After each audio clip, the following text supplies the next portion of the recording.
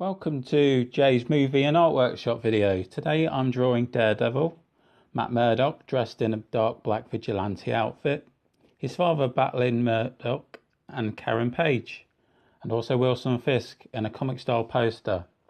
The materials used for this image are watercolour paper, stretched with adhesive gum strip, watercolour pencils and different inks.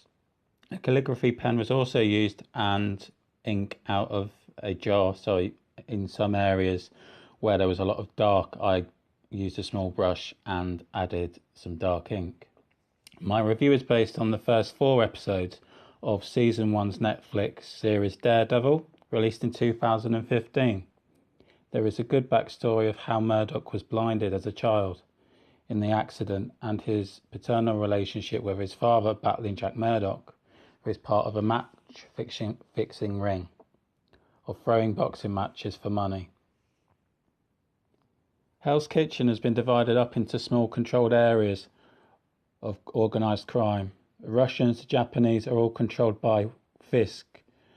Interesting to see internal fighting. So you've got the Yakuzas and the Chinese, and they've taken an opportunity to take control of the city since the Italians have left.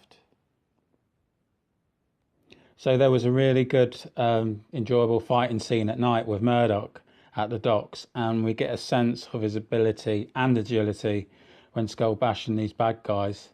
He's rescuing these women who are being trafficked out of these shipping containers. And I felt this was a good way to establish Murdock. And so we get a good taste of his abilities. Foggy Nelson, his friend and associate, have newly opened a law firm. He's fun and bubbly, and he anchors Murdock in Hell's Kitchen. He's basically his opposite. Karen Page, they're the first client. She's a good performance. She uncovers she works for Union Allied and uncovers a pension embezzlement scandal. The scheme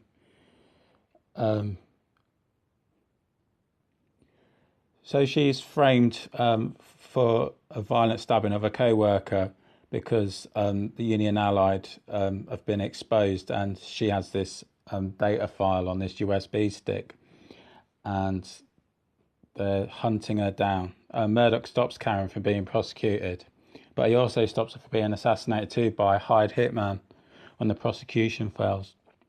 We see how connected the city is owned by Wilson Fisk. He's like this, no one dares mention his name. They just refer to him as, my employer. There is chemistry between Murdock and Karen, whereas Foggy is more fun and bashful. I enjoyed the rescue scene where Murdock rescues a small boy from the Russian mafia. It's in a small confined space in this corridor. It's gritty, intense, and it's quite darkly lit. For such a small space, the production team really maximised this space with multiple camera angles, lighting, and interesting takes with fighting on and off screen. He shows his vulnerability as well, because he does take a hammering by the bad guys. It's not all one-sided. The small minor characters, such as the Russian brothers, Vladimir and Raskanov, they have a good backstory. We find out how they ended up in Hell's Kitchen. We also see Ben Ulrich, which is the news reporter who exposes the scandal.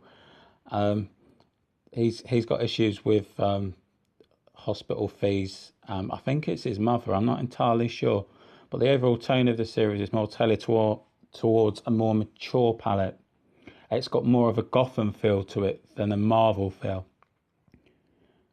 The action and the acting are well balanced, grim as well as bloody. Good acting by Denofius. Wilson Fisk, a dark and bloody violent gang lord. There is an aura about him that is sinister and believable as a crime lord character, and the acting is believable, as well as his presence on the screen. One of the characters I'm not so keen on, which is really good, is James Weasley. Now he's Fisk's little gopher, and he covers up the scandal embezzlement. He's quite organised and calculative, and he's quite a vanilla character, but he plays it very well. What was quite brutal in, I think it was episode 3, was the bowling brawl scene, which turns deadly. Oh my God. It was where this like hired guy, took out one of these gang lords. I don't think he was complying with Wilson Fisk's. I think he was trying to go it alone, but he just gets battered to death with this bowling ball. Again, brilliant quick action scenes. So Murdoch represents John Healy, who's the murderer, and he wishes to uncover who his employer is. I enjoyed how he uses his senses to detect heartbeats. So if you're lying, Daredevil will know. And if he's telling the truth or not. He does that with Karen Page a lot as well, when he's trying to find out about the data and why they're still trying to kill her.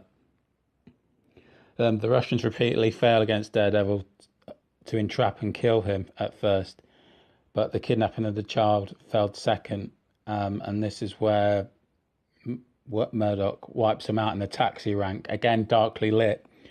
Sometimes, because he's in his vigilante outfit, I felt it was hard to tell sometimes who was the bad guy and who was Daredevil, but it was still interesting and good camera angles.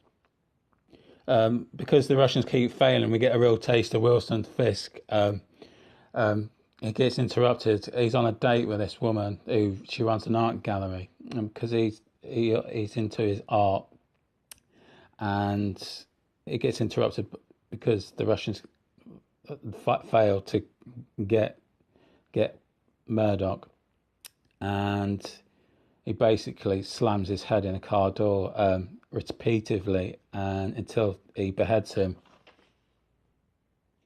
So yeah, he totally does what it says on the tin. He's a total badass, and there is this aura of force about him.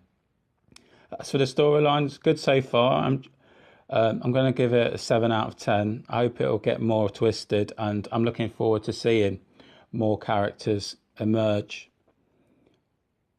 And I understand it's more about establishing all the characters in the Marvel Universe.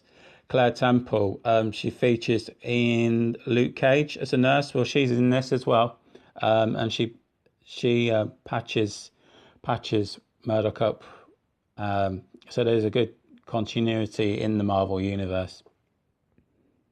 Action scenes, I'll give it an 8 out of 10. I did enjoy that moment when Murdoch drops a fire extinguisher on one of the Russian hitman's heads. That was funny. Good dynamics between the different characters, but I think Fisk is the best acting so far and the most convincing role.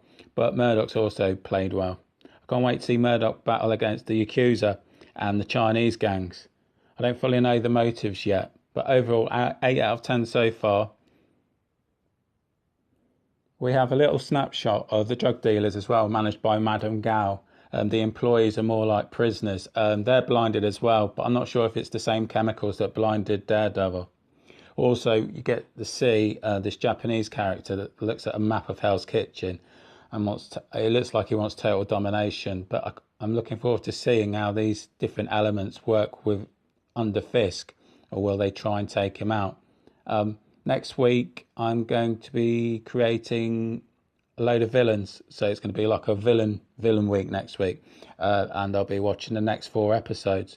But overall, it's been enjoyable. As for the drawing, I'm fairly pleased with it. I did struggle with Murdoch, because his outfit's so dark. I tried to get the scar tissue in, and the rope. I like the idea of the ropes. And in the earlier episode, he uses black sticks to beat the bad guys up with, but I decided to use the lighter greys. And yeah, as I was saying, it was originally black, but I thought I'd break it up and use browns, as well as the ropes on his hands.